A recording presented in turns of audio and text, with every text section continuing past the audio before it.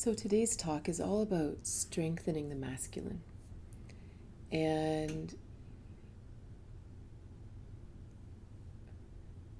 one of the things that's really beautiful, especially in terms of what Shimi said there about desiring drive, desiring determination.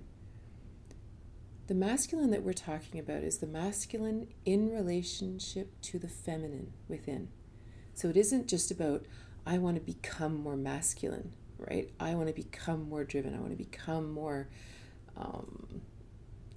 more oriented and structural and creative and manifesting.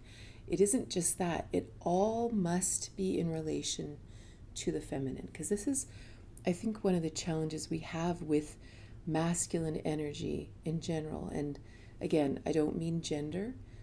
There are times in our life when gender might matter. It may not, but it might. But that's not what we're talking about. We're talking about masculine energy within us, the yang side of the yin yang symbol. We're talking about that, the giving to the receiving, the talking to the listening, the protector to the vulnerable. But all of these things are only in relation to the feminine, right? Without the feminine, the masculine isn't masculine. It's maybe just forceful or desiring control or desiring power or oppressive. But this is something else. That's not masculine, feminine. That's just power hungry, dominating. That's not in all of masculine, feminine is in balance and in union with the feminine.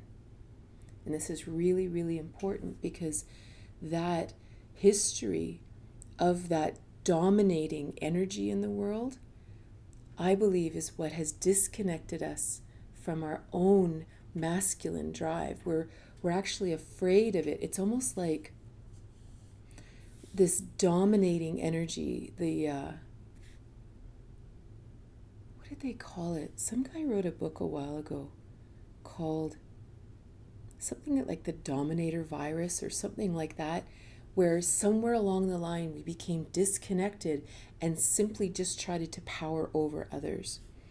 And in a lot of the masculine aspects we're going to talk about today, we can see this dominator energy, even say in the energy of talking and listening.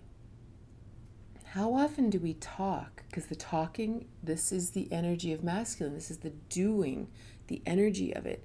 The receiving, the listening is the feminine. They're just two parts of an interaction, right? In order for you to have an interaction in communication, one must be listening, one must be talking. One's not better than the other.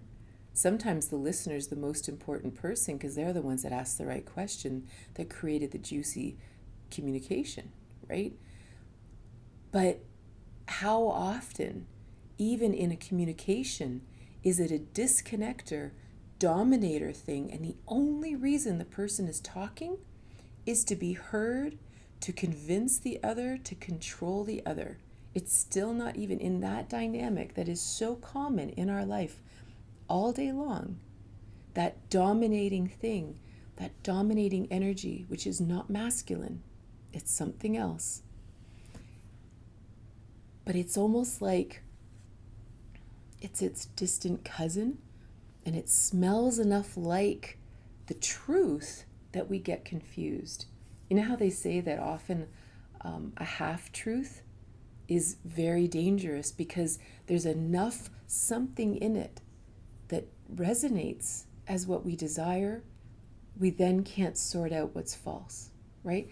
That's a lot like this weird, I'm just going to keep saying dominator. That energy in the world, and I believe it's disconnected all of us from our genuine masculine. And this masculine I'm talking about can be within, the masculine, feminine within, which is very important because when that is solid, then when we go out into the world, we can have a healthy masculine. We can take the healthy masculine polarity, and that could be in intimacy, that could be in raising children, it could be at work, it could be in the community, right? Again, it's just one side of an interaction. One isn't better than the other, one isn't stronger than the other. Like some people might, sometimes they would say things like, oh, masculine is strength and feminine is love or something. It's like, no. Strength and love are just strength and love. There's no polarity in them, right? And by what I mean by that is strength, for example. If you imagine strength like a 0 to 10, right? Maybe sometimes I'm feeling at a 10 in strength, maybe sometimes a 5, sometimes a 0. This isn't a polarity. This is just a measurement of strength, right? That is not masculine, feminine, right? Let's take, and I'm just going to, I'll go from the top, but if we take the polarity of protector and vulnerable, this isn't a measurement of protector or vulnerable. Vulnerable is something very specific. Protector is something very specific. Together, they create magic for each person, but they are not a measurement of each other. Right? So this is what's really important, even about talking and listening. Talking is a very particular energy. Listening is a very particular energy. They are not a measurement of each other. Right? So this is what I mean in terms of polarity. Like really redefining this as different things that truly fit together like puzzle pieces to create something beautiful together. So in the first example of sometimes I don't feel like I have a lot of masculine in me because I have no drive and no determination. So when we look at that, when we look at the balance of what actually creates drive and determination, right? The balance is the masculine manifesting and the feminine intuition within each of us, right? So we can sit around and we can meditate and we can ponder and we can journal and we can think about all the things, we can dream about all kinds of things we want to do. But that's just the feminine, right? That's just sort of receiving ideas. That's pondering, looking within, that kind of thing. Without our beautiful counterbalance of the masculine that actually rises up and says, all right, well, I have faith in you. I have faith in the feminine. I have faith in the truth I hear within. Let's make it happen. That's the balance. That's the balance. There's no point being intuitive unless we're going to do something with it. Right? It's nothing. Just floating in the breeze. But as soon as we bring that beautiful masculine counterbalance or counterpart to it, and we say, I trust, because the thing is, as soon as we actually choose to manifest, as soon as we choose to take action, this is also a message to our feminine, each one of us. I'm listening. I have faith in you. I have faith in what you're saying is real, and I have faith in it beyond anything. What does any of us ever want from another person? Like in the land of even relationships, friendships, lovers, whatever. We just want to be seen, right? We want to be loved for who we are. We just want to be seen. Well, it's the same within. We can have all the dreams in the world. We can have all the truth within. But if we are not taking action, it's all irrelevant. And somewhere deep inside, we know that. Because we know that we're never going to take action anyway, because we're not really listening and we don't really have faith in ourselves. And this is a really big deal. It's a huge difference between, 2 days ago we talked about strengthening the feminine. How do we strengthen the feminine? Listening within, really honoring our emotions, honoring our feelings, listening to our truth, right? That energy of how we strengthen the feminine is completely different than how we strengthen the masculine, because they are two complementary opposites. So how do we strengthen the masculine? By doing, by stepping up, by digging deep and finding the courage to take action. This is completely different than journaling, meditating, all these things.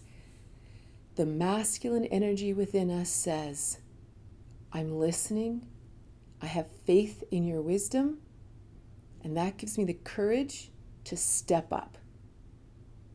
And that's it. There's no, in the masculine world, there's no, in the masculine aspect of ourselves, we polarize to the feminine. The feminine is listening, the masculine is doing. And this is a huge deal. And one of the reasons this is a huge deal is that our world is founded in judgment right now. So what is one of the number one reasons we're afraid to step up? Well, what if I'm wrong? What will other people think? What if it gets all based in fear of judgment? And again, this is such a big deal. And this is where we have to step back again and look at our philosophies of life. And we have to say, what do I believe?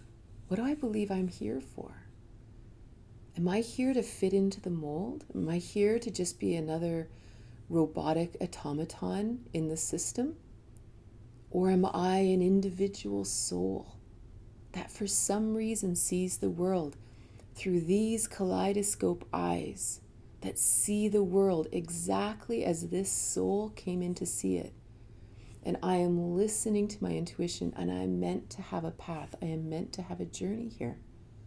These are very different philosophies, and this is where it's really important to do, some, again, like this whole beautiful dance of the masculine and feminine is this beautiful dance of the masculine and feminine, right? So I hear a truth within and I need to manifest it. I go to manifest it. Oh, I have fear.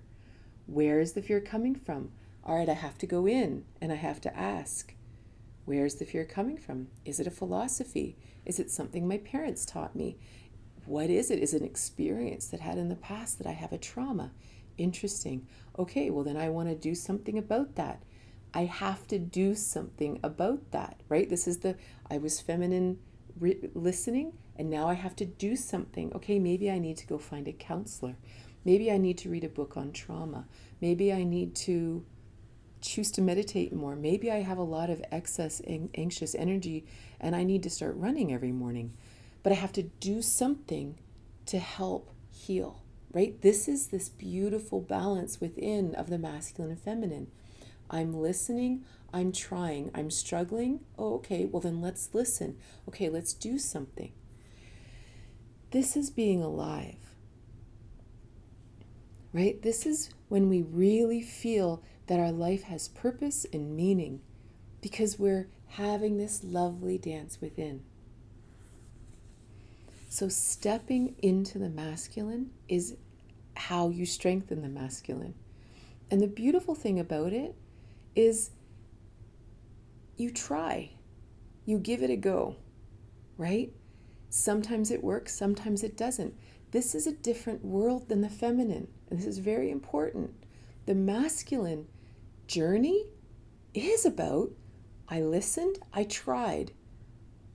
Damn, that didn't work. Now I'm super disappointed. I've got to answer to all these people. Right? But that's okay. Like it's sort of a whole different philosophy that says that's what happens. Like I've owned a number of businesses. I remember the first business I ever, originally when I was a programmer years ago, I worked for others, right? And then my husband and I, we bought the farm, so we were business owners. But that was a bit different. That's like a set industry. We're just part of that industry. Then in 2006, I decided to open a dance studio with a man who was a brilliant dancer, and I was going to be the background, the marketing, the math, the business end of it, It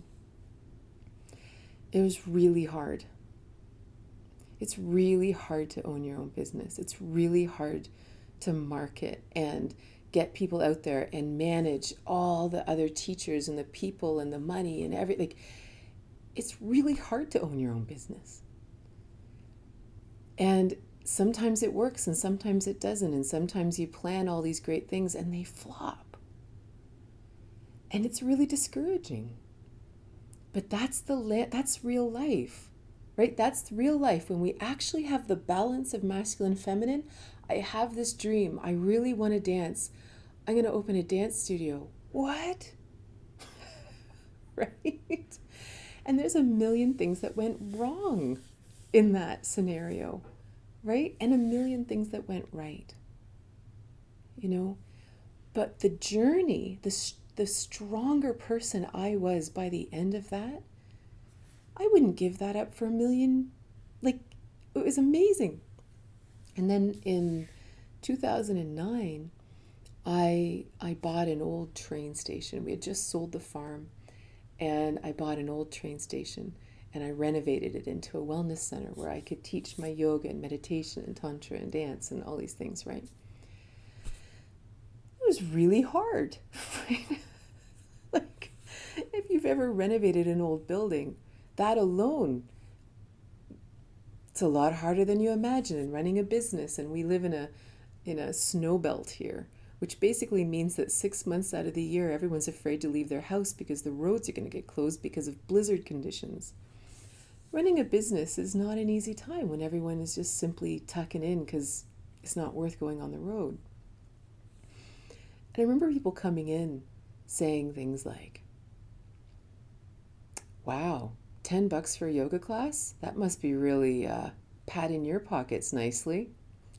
And I would look at them and think. But all it showed me was these people have never owned a business and they've never done anything. It's such a difference when you hang out with people who try, who do stuff, who risk, right? Then there's other people who had owned businesses and they'd walk in and they'd look around and look at everything I was offering and they'd say, good for you. I can imagine how hard this is, right? They've tried.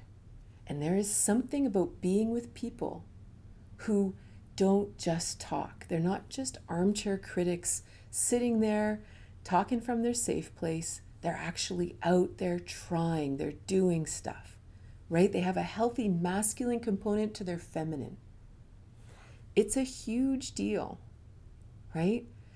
Because stepping into our own masculine in our own life, forget about in relationships, right? That's a whole, if we don't have it in our own life, we're never going to be able to step into it in relationships, right? That's like really scary because now it's intimate.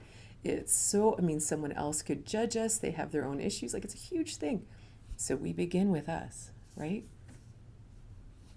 But risk is fun. Like, that's the bottom line. And there's almost a spirit within. When we really, if we want to strengthen our masculine, we have to love life, right? We have to look at life and say, this is an adventure. I have a dream. I'm going to climb that mountain.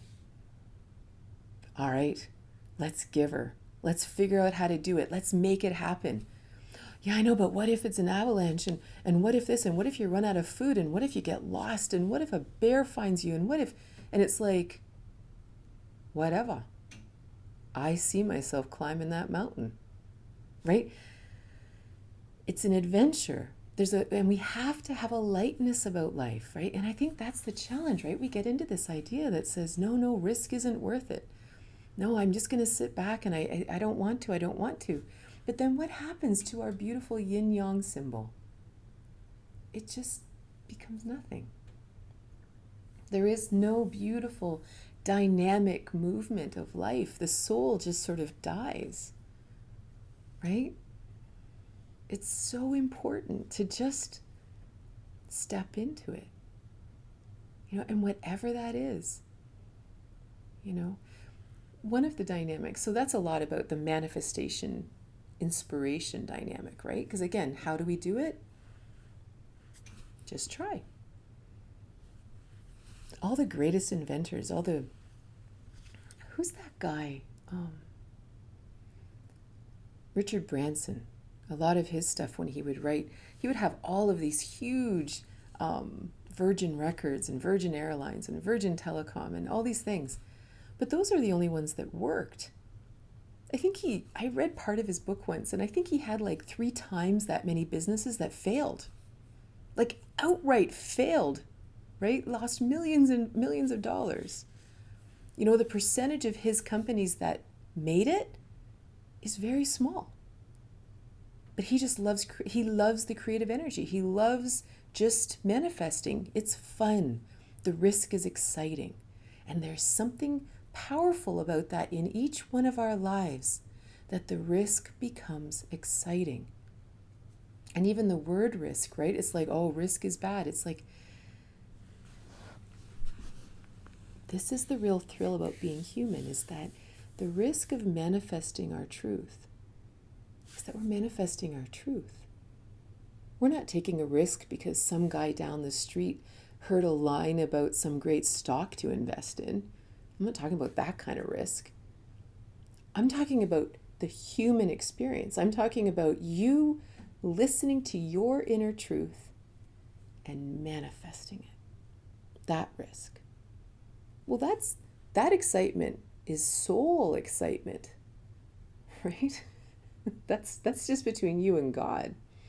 That's a very exciting place to be, right?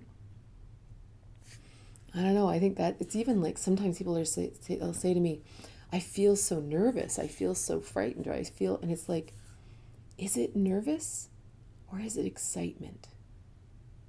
And in some ways, our world has become so whitewashed and so armchair critic and so passive and so almost voyeuristic, right? That we watch people play sports. We watch people scuba dive into the ocean. We watch people go on adventures. You know, and it's not just sitting watching TV. Like even in school, we learned that only athletes do sports, you know, and the rest of us all watch the athletes do sports. You know, we watch great actors act, but we don't act because I'm not good at act. We listen to great people sing, but I'm not a great singer, so I don't sing. Right? We've been trained to be voyeurs of life. Right? We've almost had the masculine trained out of us. It's like, I have this one friend, one time I got a guitar from my dad like 20 years ago, and it was hanging on the wall. You know how we hang guitars on our wall even though we don't play guitar? And I did take guitar lessons, which was quite a terrifying thing as an adult because I realized how children will just do things badly for years until they're good at it. Whereas adults, we take something, and if we're not good at it the first day, we're no good at it, and we stop. Like, anyway, and this is what my friend said to me. I said to her, "Did you play the guitar?" She said, "Oh yes, I love playing the guitar badly." And I went, "What?" She goes, "Well, I can play the guitar. I don't play it well. I mean, I've never spent the time to actually be a good guitarist, but I can play." And this gave me this beautiful, at the time, it gave me this beautiful license to play the guitar badly. And at the time, my children were young, and I loved camping. So once a year, we were farmers, so we didn't get off the farm ever, except for 1 week in the summer, right after haying season, right before the next, like in between, there was this little block of time. So we would hay for 2 weeks and be completely like spent. Then we would pack up our tents and we would head off into northern Ontario, and we would camp and like basically just bake for a week. But it was so awesome. It was so lovely. And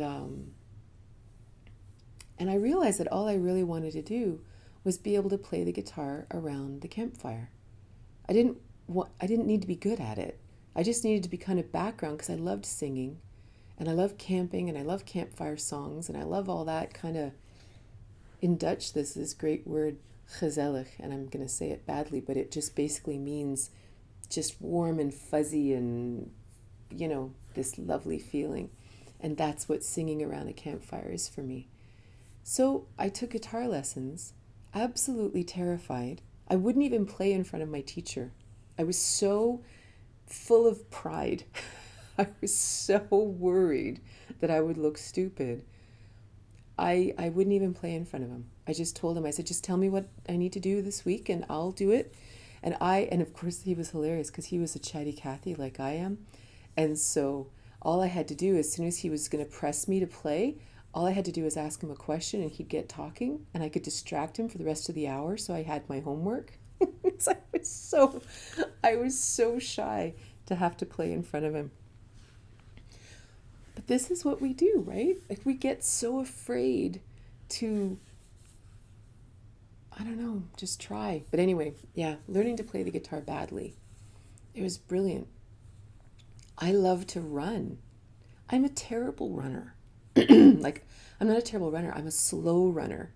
Like, I'm pretty sure me running is about as fast as you could probably walk quickly.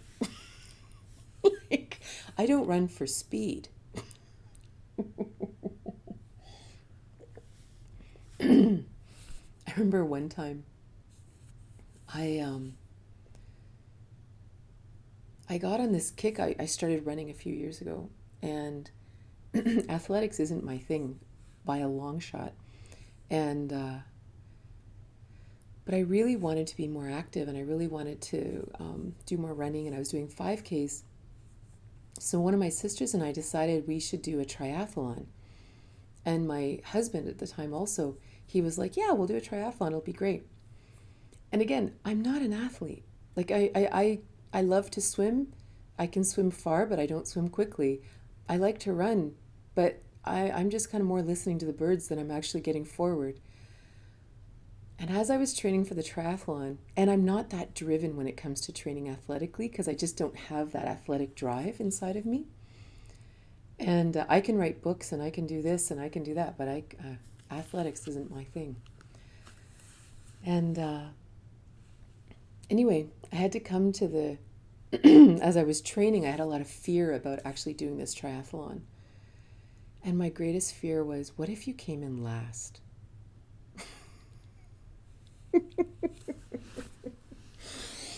So I had to kind of come to the realization that, you know what, you might come in last. So I go to this triathlon.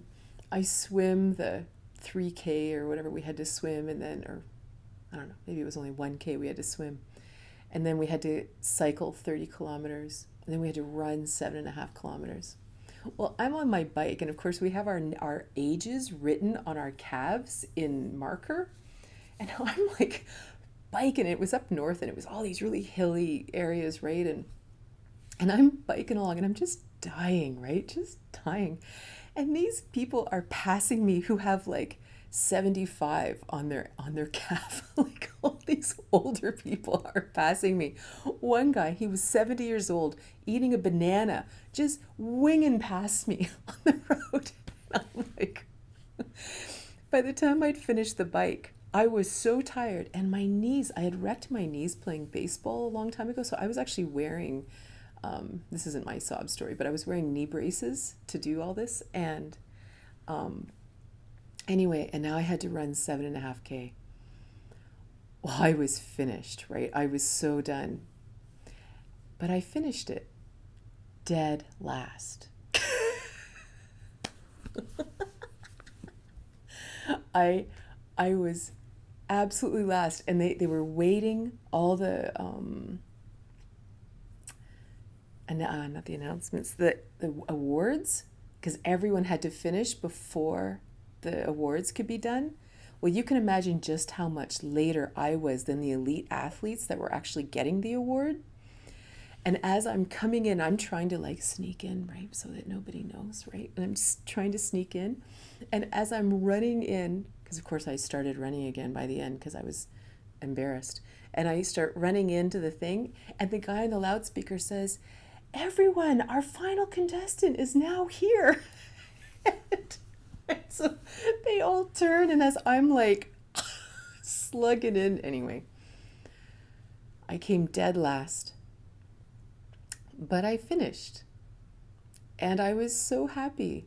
for myself that I finished. And anyway,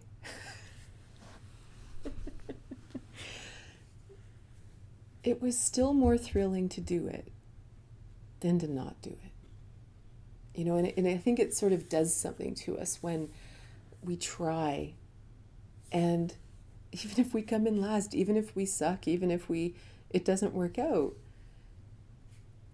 I don't know, it's like we have more courage to do something else.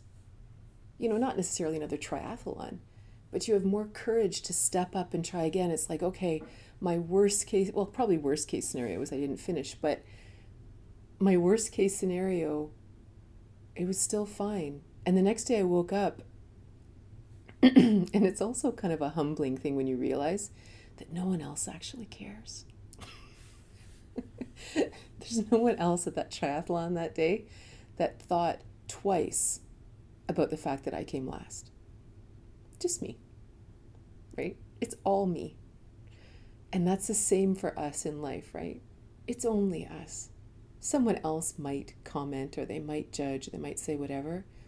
But I'll tell you right now, anyone who would judge you for trying doesn't stick their neck out and try things that are outside their comfort zone. Right? Anyone that ever tries, ever risks, they simply applaud you for your effort, and they applaud you for your faith. You know? It's so much more fun.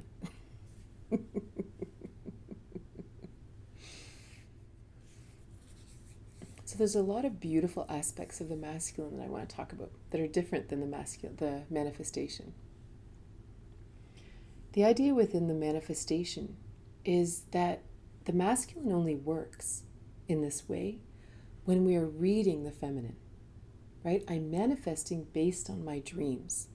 I'm manifesting based on my truth, right? It's not manifesting without the feminine. If you, for example, if you manifest based on what someone else tells you to do, like, well, if all my family are doctors, I must be a doctor.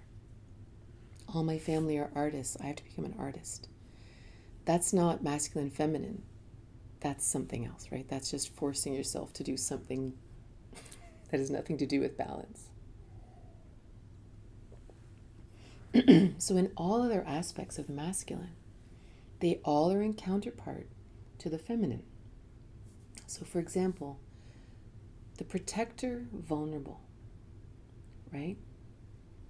The vulnerable aspect of each of us is that open-hearted,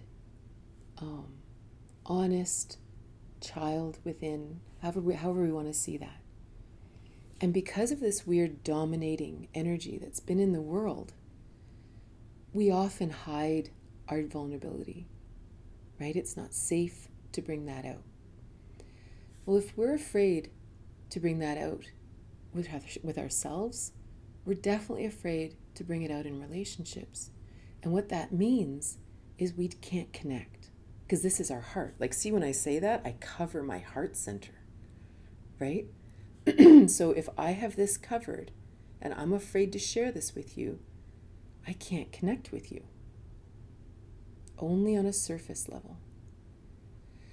How do I feel safe to open up my heart? I rise as my protector. I rise as my masculine self who maintains my own boundaries, right? So instead of me simply contracting into this terrified feminine, right? I have a strong masculine, a strong, beautiful frame, a strong aura. Have you ever noticed that when you meet someone, we shake hands, right? So if you imagine, if you hold your arm out and you shake hands with someone, you're basically keeping them at arm's length outside your aura, right? At this point, I don't know you. So I'm going to shake your hand. So you're just going to stay right there. I'm going to shake your hand. If my inner self senses that you're a safe person energetically, And or maybe just someone you simply want to interact with on a deeper level. Maybe I pull you in a little bit closer. And then if you're someone I actually really want to connect with, maybe we hug. But we begin with a handshake, right? We begin with a bow. We begin out here. That's just strong masculine. It's not offensive. It's not defensive. It's simply, here is me, right? Here is me in my wholeness. I have a wonderful, vulnerable, loving being inside of here. So we're going to hold this beautiful boundary until we've assessed the situation. It's not offensive or defensive. It just is what it is. There's something very beautiful about knowing you have a strong masculine protector. The protector doesn't have to do anything. They kind of, it's almost like they're just standing at the door, smiling at dogs and friendly to everybody, unless something's amuck. And as soon as they sense that something's amuck, they're on guard, right? I don't have to shut down inside because I know I have a strong protector, right? If I go into a relationship, I know I have a strong protector. That if anything goes amok, they're going to go, hey, what you doing? What you saying there? No, I don't like where this is going. Okay, now we're at handshake level again. And it doesn't have to be, it's not dominating, it's not controlling, it's none of those things. It's a simple balance, understanding that this in here is very precious cargo, right? That's all. No big deal, right? And this is and I say it like it's no big deal, but it's a huge deal. And one of the challenges in that is that we haven't really experienced a healthy protector dynamic in the world. And not even sometimes from our parents, right? Sometimes from our parents' perspective, our parents might have been controlling or even oppressive of the vulnerable, right? Stop crying. Stop it. Go to your room until you pull yourself together, right? Children to be seen and not heard. This is huge back through the generations. It's not even, sometimes I swear our parents are still probably the better versions of their parents and their parents and their parents and their parents, right? So it's not about judging our parents. It's just about simply understanding where our patterning is coming from. There's no benefit in demonizing our parents or anything like that. But it's a huge benefit to be able to come into our beautiful witness mind and observe where these patterns of protector and vulnerable have come from. Because what if our own vulnerable self doesn't even trust our own masculine? What if every time we feel sad, our other side says, oh, for God's sake, pull yourself together. That's enough. I think you've been grieving long enough. That's enough. Right? That's not protector. So it's just good to sit with that, right? To kind of, even if this is a dynamic that's challenging for you, then again, to take a piece of paper and have two sides. It's always a very interesting exercise to have the masculine, the feminine, and say, my feminine vulnerable side, my truth, my emotions, my dreams, my reality. How does my masculine support this? The masculine always serves the feminine, right? My protector serves my vulnerable self, right? It's the only dynamic there is, right? Everything else is some kind of weird dominator virus. It's a completely different thing, right? So it's just always very interesting to kind of, in all of these dynamics, how does my masculine serve my feminine, right?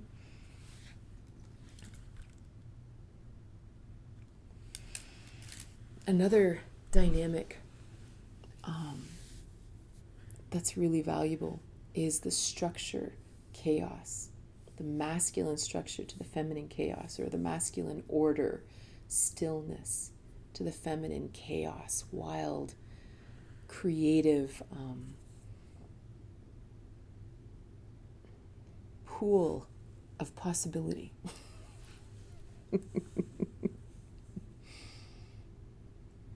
And this is interesting, right? Because very often, if we prefer kind of that spontaneous, chaotic life, I just want to be free, I just want to go and do this, and we ourselves resist the masculine within ourselves that says, I need to have some structure in life, I need to have some order, I need to have some stillness. We resist it, right? Because again, it isn't just about finding the balance out there. It's about finding the balance within. So even if we consider ourselves a free spirit, artistic kind of person, we will always be out of balance, frustrated, poor, not knowing what we're doing, until we strengthen our masculine structure, order, stillness, right? How do we do that? Right? How do we do that? How do we go from, no, but I want to be free and it's going to stifle my growth? So, all of what I'm saying comes out of that previous idea of the masculine, right? That the masculine dominates, the masculine oppresses, the masculine controls. This is opposite. This is this other dominating, disconnected masculine. Healthy masculine serves, right? This is really important. So if you have this beautiful, artistic, free spirit, spontaneous soul, when you find your healthy masculine within, it will create a structure within which you will thrive. It will create a safety and security so that you can be creative, right? And realize in relationships, for example, when we find a relationship, like even say the artist and the structure piece, right? What if I found a benefactor, someone who maybe had lots of money and lots of space and an extra room in their big old house, and they said, you know what, I've seen your work, I think it's beautiful, I would love for you to simply use my space as a studio, I'll provide everything for you, I just really would love, I really believe that whatever it is, whatever divinity you're manifesting on the planet, I want to be a part of that. I'm not an artist, but I can create the structure for you to create. That is a perfect yin-yang, beautiful integration of two humans, of two people, right? That person gets to completely just create structure, which fills them with joy. The artist gets to just create, which fills them with joy. No one owes anybody anything because it is those absolutely diametrically opposite, complementary energies that feed each other, right? And there's appreciation and there's wonder. It's the same in relationships, right? Sometimes we don't necessarily find the balance within as well. Normally we do have to, because if we find it in relationship, like if we're sort of the spontaneous one and the other one is all order and structure, sometimes it can just work and sometimes it can become massive codependence, right? Because it's kind of more beautiful when we can join together in choice.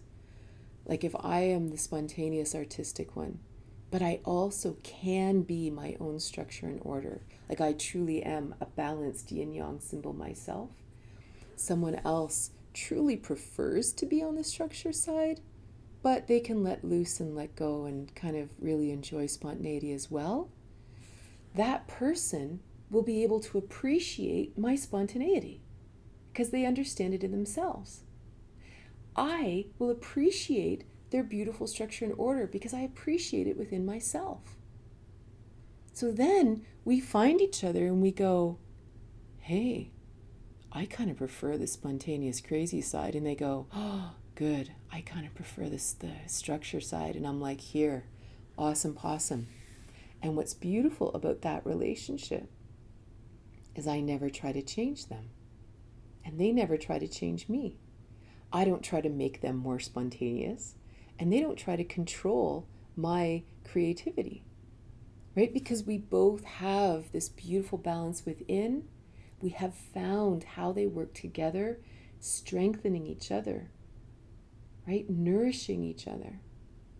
So we appreciate it and we can see it in the other, which is what makes then we can have this incredible, beautiful dynamic, right?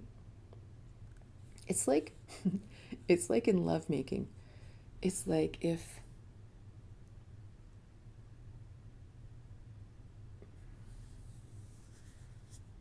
it's like in giving and receiving, right? I love being in the feminine in relationships. That's where I expand and grow the most. That's This soul loves that, right? And this isn't gendered even. Some people, everybody has a preference. It's a, I don't know, just our soul's path, right? But I also have a very strong inner masculine, and I understand the risk and the fear and the struggle of wanting to please another and wanting to give them what they actually desire. I understand the struggle in that, right? So when I'm with someone and they are not sure if they're giving what I desire, if they're in the masculine, I appreciate their struggle, right? I understand. I don't judge them for it. If they're right or wrong or whatever, it's like, hey, I just simply am thankful that you're putting that masculine energy out. And now we can dance with it, right? If they don't even put the energy out, there's nothing happening, right? The masculine is the energy. Feminine is Mother Earth, right? It's not, the feminine isn't doing. It requires masculine. So if the masculine is at least showing up, then we can dance, then we can play, right? And I don't criticize or judge because I know how hard it is. And that's where it's so valuable for each of us to have the balance, to have both within. Because then if someone else, and so even there, like if you prefer to be in the masculine, it is so important for you to be connected to your feminine. Because otherwise, you won't understand how difficult it is to surrender, to receive openly. Like it's a big deal as a feminine. And I find this part of the huge journey, like say in intimacy, to completely let all my masculine go, drop all my guards, which I only do if I already know it's safe, right? But I drop all my guards. It's an entirely different strength to surrender like that. And it's almost like the other person feels it. They feel you drop and they realize, oh my God, they're completely trusting me. And then that causes the masculine to be a little bit more responsible, a bit more connected, because they know this other person has all their guards down now, right? They are completely trusting. That's a huge deal, right? But how can someone who wants to be in the masculine be responsible like that, to be able to listen to this other person in their feminine surrender if they aren't able to do it within themselves, right? This is kind of the interesting irony of the masculine and feminine, right? Oftentimes when I teach about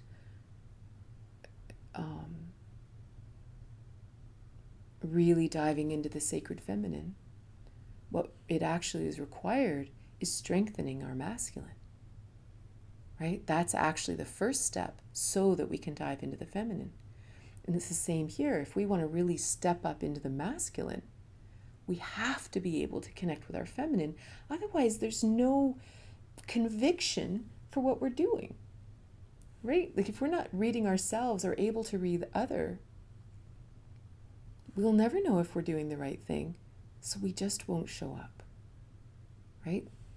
It is the balance, the beautiful dance back and forth that really makes it work. All right. If you have any questions, I invite you to rewrite them in case I can't go back far enough in the chat. Okay.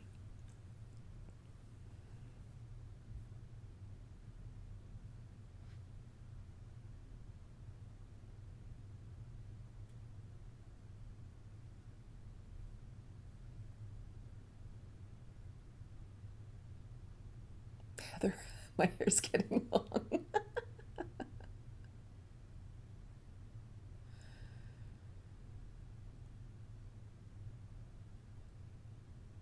How do I know and trust it if I have CPTSD? I'm not sure what that means, Julie. Can you describe, or can you write that out? I don't know what that means. I'm still practicing your masculine feminine course. I learned so much from it. Awesome. Yeah, I teach a lot. I love the masculine feminine. To me is such a important topic right now. I think it's coming into time that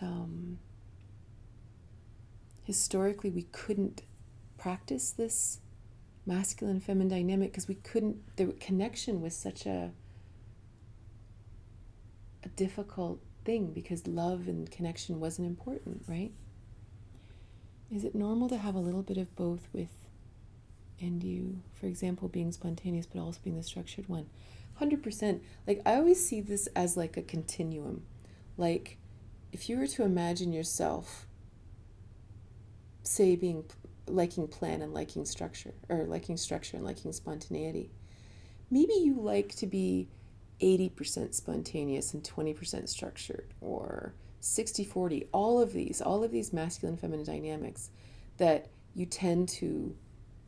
The challenge is within us, within our own yin-yang balance. Balance is important. It's almost like, it's like our bodies or our lives will find homeostasis. It will find balance, maybe not in 24 hours, but maybe in 10 years. So like, let's say you have 3 years of total spontaneous, wild freedom, blah, blah, blah, blah, blah. What often happens? You crash, or you go broke, or something, and you end up having to contract, finding structure. Maybe you find structure in a partner, or an institution, or something. But we will eventually have to find balance. Something will happen, right? And so that's where it's just interesting to try to weave it in all along the way. Like, it's kind of like if we know that we're an A-type personality and we just go, go, go, go, go, go, and we don't stop, eventually we will burn out. We will crash. It's just, that's what will happen. Whether it happens in 5 years, 10 years, 20 years, whether it's illness, something will happen that will completely end that because it's not in balance. Like, human beings thrive in balance, right? So it's just interesting to start to practice building the yin now, building rest, changing our philosophy that says, no, balance is important. How does one help a partner achieve more balance?